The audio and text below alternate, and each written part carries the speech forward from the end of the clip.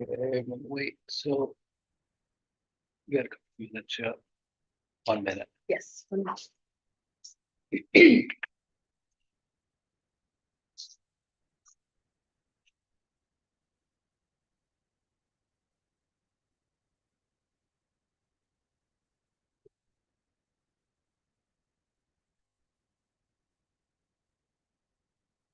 Should we?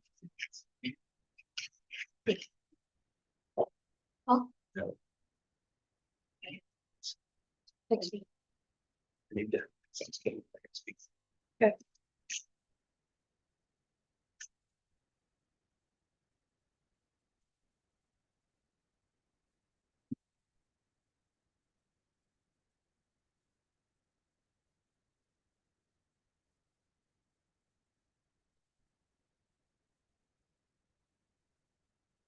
It is, at this time, I'd like to call to order the Isabella County Board of Commissioners Criminal Justice and County Affairs Committee.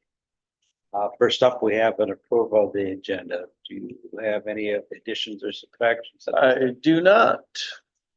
Okay, if there isn't any, we'll accept the agenda as presented. We'll move right into a call to the public. At this time, is there anybody in the room that would like to make a comment? Is there anybody online that would like to make a comment? There is not. Unless Miss Curtis wants to. Nope. Okay, so at this time, I'll close call to the public and inform that there will be another opportunity at the end of the meeting to make comments. Okay, let's move right into the agenda item is consider approving the Laura H. L. House Farmland Agreement application dated May 5th, 2024, and instruct the Isabella County Clerk to forward the approved application to the MDA Farmland and Open Space Program. Clerk Lux with us. Oh, good morning. Hi there. Everything going. Going good. So this is just your normal farmland agreement. I've not heard anything back from Soil Conservation. Planning Commission for Isabella County has no problems with it. I do want to let it be noted that we did send this to Denver Township Supervisor to his home, John Pediak, and it was mailed out May 24th and just came back to our office end of June. And there was no problems with his address, whatever. It just didn't make it to him in the mail. So, but like they said, they just pretty much put the rubber stamp on it. There's nothing that they do against them. Yeah, we've always supported these as long as everything's filled out properly and I went through the form. I didn't see any errors or anything that was needed to be filled in. So, yeah, pretty standard, 20 years. I don't have any more questions. Sounds good. I'll make, Handle this ourselves. It's always nice for you to show up. You know, we don't look at these anymore. Oh, really? Conservation district. I mean, we used to, but we don't meet monthly a lot of times. So a lot of time they just would ask for some sort of, Paper trail. yeah. So, but it basically, we don't meet often enough. It was delaying Okay. it. So even though you get sent there, we very rarely do we go through them. But don't want I to go hold through it, them. don't want to hold it up for that. Yeah, it is. It's more of a deal where. So. Yeah. Okay, well, Mr. Chairman, I'll make a motion that we move this item, the Laura L. House Farmland Agreement application to next week's work session. And I will support that. Is there any more discussion? Okay, seeing none, we'll proceed to vote. All in favor, say aye. Aye. Opposed, say. The motion has passed. We'll move that forward to the work session. And thank you for your time. Thank Thank you, you. commissioners. Okay, next up is considering approving the budget request for the fiscal year 24 child care funds in the amount of $2,208,455.33 and authorize the board chairperson to sign the form DHS 2091. So who do we have? Oh, there's Mr. Curtis, Administrator Curtis. Good morning. Hi. Good morning. So here we are with our fiscal year 25 child care fund budget application. Please don't be shocked at the number. It's actually a good thing. There's lots of changes coming, for how youth are, processed, I suppose, in the court and the services that are offered. So with that comes more responsibility for us, but also more funding opportunities. So that part is helpful. We'll be starting screening and assessments for all youth, October 1. The Child Care Fund will pay for that. At least 75% of that, which is helpful. The other big thing that has changed is now we can ask for funding for our juvenile probation officer salaries and fringes, which we have done. That is the reason that this application is about $400,000 more than last year. Doesn't change the county's budget in any way. It just allows us to get reimbursed more for those probation officers and the juvenile referee, if our application is approved. So that's really what the big change is about. Otherwise, it's just the minor changes for fiscal year 25. 26 will probably look a bit different as we are more comfortable with those changes that are coming October 1. Wasn't last year's when they went up to 75%, or was that longer ago? You need to. It was last year that it was called in-home care programming last year. Now they're calling it community-based programming, but that is what changed last year for like day treatment and our other in-home care services, which were those salaries and fringes of the juvenile intensive probation officer and all of those other things that we provide for youth that don't include out-of-home placement. So our non-secure and our residential is still 50% reimbursed, but those other services that are provided are 75%.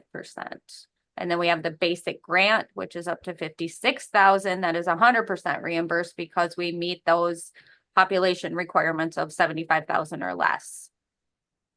So how did that first year of the changes work? You think it was a good move by the state, or? It was good for us.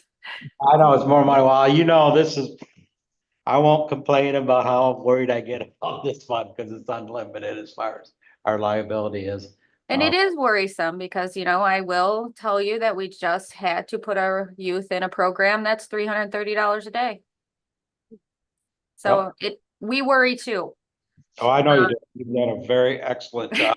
We do. And I'm like, I panic every time, but I also am comfortable knowing that our judges and our team have done everything that they can and provided the youth every service possible prior to, using these out-of-home placement options. So Yeah, I've been very impressed the way you guys go out of your way to make sure that everything's, all avenues are looked at before it goes to that. So yeah, I was just kind of curious how it went.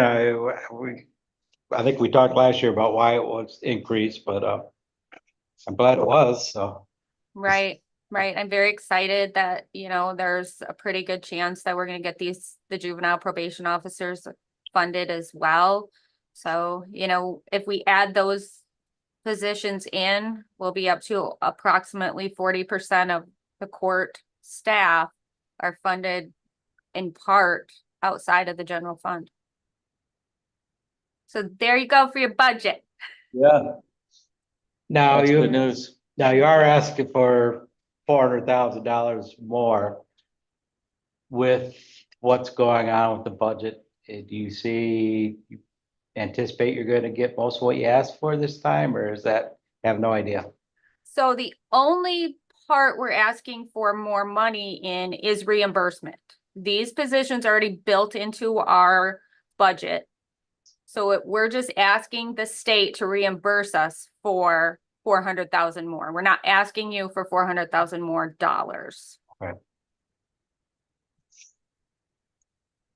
Going in the right direction. It is. Yeah. I saw the 400, I thought, I didn't know if sometimes we get everything we ask for, sometimes we don't, so. I'm pretty confident that they're going to approve it in this capacity, at least for this first year, because they're more open to the things that courts have to do and are trying to do, and they're trying to work through it at the state level too with all the new reforms. So I'm pretty confident that they're gonna approve it at least for this year. And then, we'll work on making sure that we meet all the criteria, to continue that going forward. I don't have any more questions. Any questions? No, I don't. Sounds good. Mr. Chairman.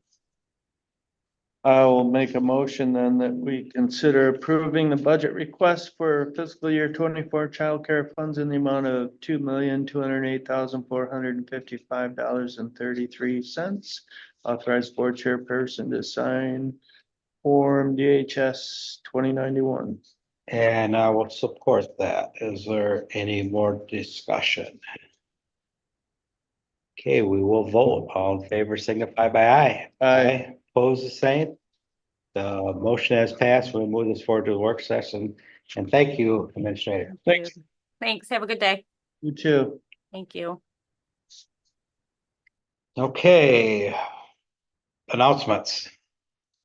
I just have one. I just want to remind everybody, don't forget to vote. You can vote early, month through Saturday here at the Commission on Aging. If you live outside of the city or Union Township, you can vote here between, I think it's 8 AM and 4 PM. If you live in the city or Union Township, you can vote at Rao Hall on CMU campus during those same hours, which I took advantage of that yesterday, snuck in there and voted. So, Stored my announcement, but I'm gonna go check it out here after we get done here. So at that, I'll do one last call to the public. Nobody in the gallery there would like to comment, so anybody online or on the phone? Just our MRF director, Mr. Borton, if you have anything. Mr. Borton? Doesn't look like, oh, maybe. Yeah, no, I'm good. Thanks. Thank you, sir. Okay, with that, I will close the call to the public and call the meeting adjourned. Thank you, everyone. all right, thank you. Chairman, Yeah. Philman,